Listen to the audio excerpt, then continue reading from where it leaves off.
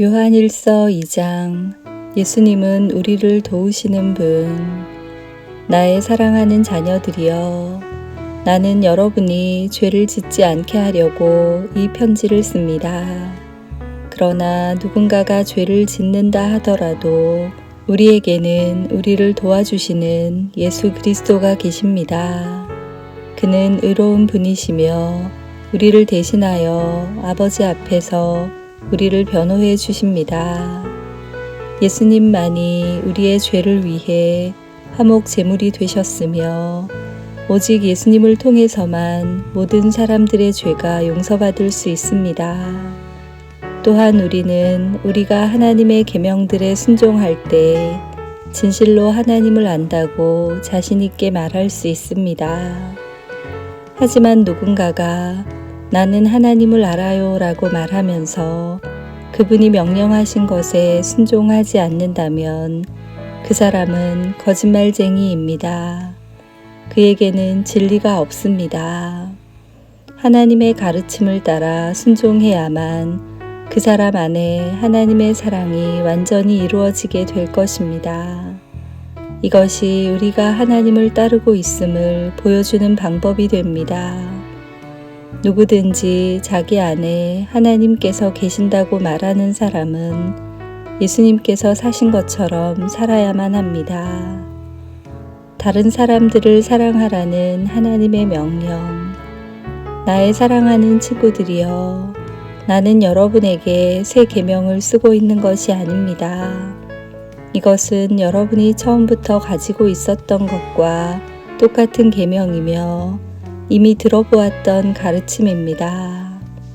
그러나 나는 분명히 새로운 계명을 쓰고 있습니다. 이 계명은 진리입니다. 여러분은 이 진리를 예수님 안에서 그리고 여러분 자신 안에서 발견할 수 있습니다. 어두움은 지나갔고 이제는 진리의 빛이 밝게 비치고 있습니다. 나는 빛 가운데 있습니다 라고 말하면서 자기의 형제를 미워하면 그는 여전히 어두움 가운데 사는 사람입니다.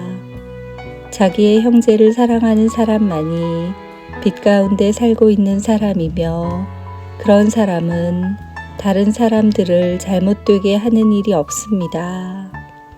그러나 형제를 미워하는 사람은 어두움 가운데 있는 사람이며 어두움 속에 살면서 자신이 어디를 향해 가고 있는지를 알지 못하는 사람입니다.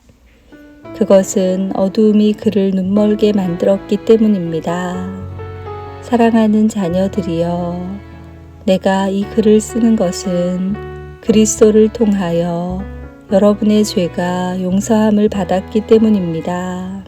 부모들이여, 내가 이 글을 쓰는 것은 태초부터 계신 그분을 당신이 알고 있기 때문입니다. 젊은이들이여, 내가 이 글을 쓰는 것은 여러분이 이미 악한 자와 싸워 이겼기 때문입니다. 자녀들이여, 내가 이 글을 쓴 것은 여러분이 아버지를 알고 있기 때문입니다. 부모들이여, 내가 이 글을 쓴 것은 태초부터 계신 그분을 당신이 알고 있기 때문입니다. 젊은이들이여, 내가 이 글을 쓴 것은 여러분이 강하기 때문입니다. 하나님의 말씀이 여러분 안에 살아있으므로 여러분은 악한 자와 싸워 이겼습니다. 이 세상과 세상에 속한 것들을 사랑하지 마십시오. 누구라도 이 세상을 사랑하게 되면 그 마음 속에는 하나님의 사랑이 없게 됩니다. 이 세상에는 악한 것들이 있습니다. 그것은 바로 우리 육신을 즐겁게 해주는 것, 우리 눈을 즐겁게 해주는 것, 우리들의 삶에 대해 자랑하는 것입니다. 이러한 것들은 아버지께로부터 나온 것이 아니라 세상으로부터 나온 것입니다. 이 세상은 지나갈 것이며 사람들이 이 세상에서 그토록 갖고 싶어 하는 것들도 다 사라지게 됩니다. 그러나 하나님의 뜻대로 사는 사람은 영원히 살 것입니다.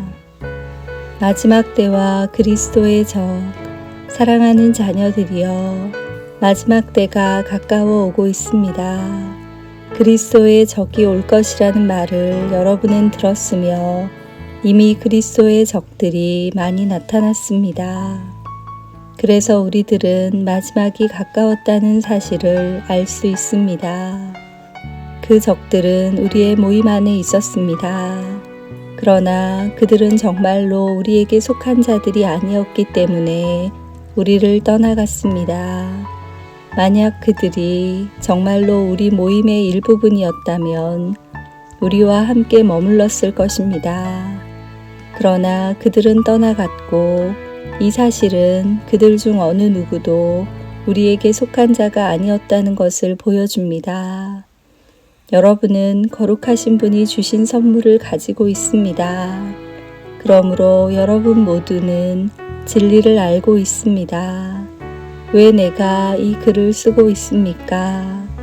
여러분이 진리를 모르고 있기 때문입니까? 그렇지 않습니다. 내가 이 편지를 쓰는 이유는 여러분이 정말로 진리를 알고 있기 때문이며 또한 진리로부터는 어떠한 거짓말도 나올 수 없음을 알고 있기 때문입니다. 그렇다면 누가 거짓말쟁이입니까?